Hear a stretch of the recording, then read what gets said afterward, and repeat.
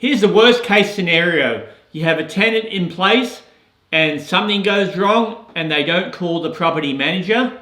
You as the owner never find out about it and that small problem becomes a big problem. Well, at Rouse Realty, we're going to tell you why that does not happen.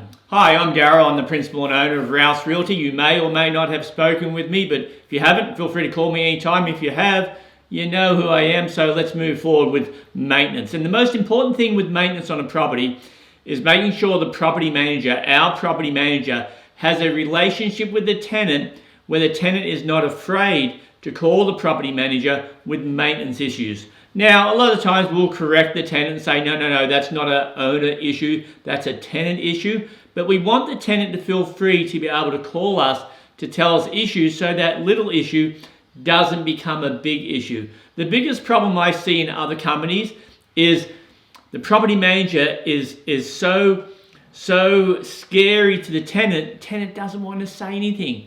And that small issue, that little plumbing leak under the kitchen sink becomes a massive dry rot problem, and then it attracts termites, and then you got a termite problem, and that $50 washer becomes a $3,000 termite issue. So at Rouse Realty and my property managers, we stay on top of that. We make sure we have that relationship. So that's the most important thing. With that in mind, let's talk about some of the things that we make sure that we're on top of from a maintenance perspective.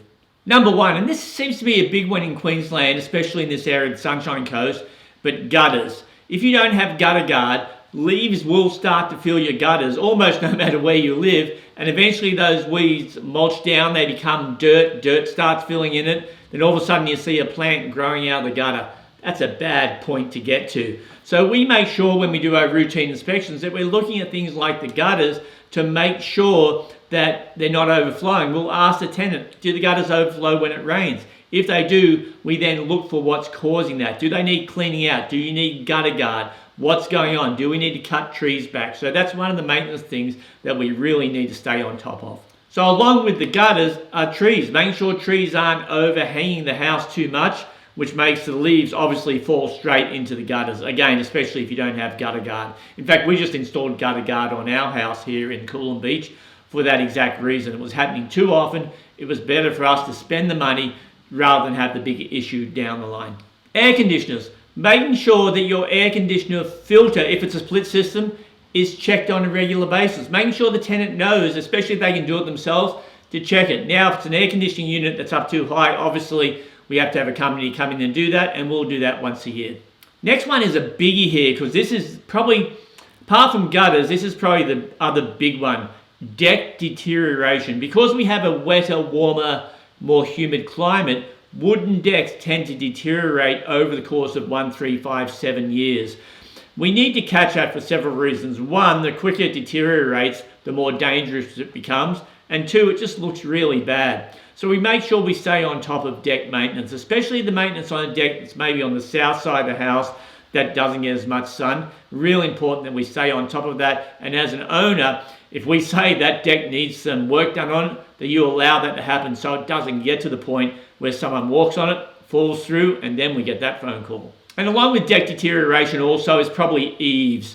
Again, because of our climate, the eaves sometimes start to deteriorate. The painting on them deteriorates. Sometimes on the south side we start to get mold, especially if it's an older house with older paint. They tend not to have mold inhibitors in them. Newer paint does. So if that's the case, hasn't been painted for 20 years, maybe a touch up with some mold inhibiting paint will fix that problem. So again, that's the other thing we stay on top of for you. And the last one, termite inspection. Now I was going to add pest inspection on this, but as a homeowner, you're really not responsible for pests, being the occasional rat that runs across the roof or the occasional cockroach that comes in. A product of the environment here in Queensland is we're going to have rats and mice. Sounds bad when I'm saying it out loud. And we're going to have cockroaches. Again, sounds bad when I'm saying it out loud, but it doesn't matter how clean your house is. I've got a clean house. I'm a little OCD in that regard.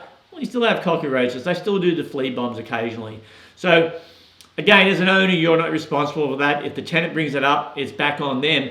Termites, but completely different story. We have to make sure we stay on top of termite control for you, because once we let them get in, it's party time and they don't want to leave. So that's the other thing we stay on top of for you. So that's it this week. talking about maintenance. Any questions at all, feel free to call your property manager, or as always, being the owner of the company, you can call me anytime. Cheers.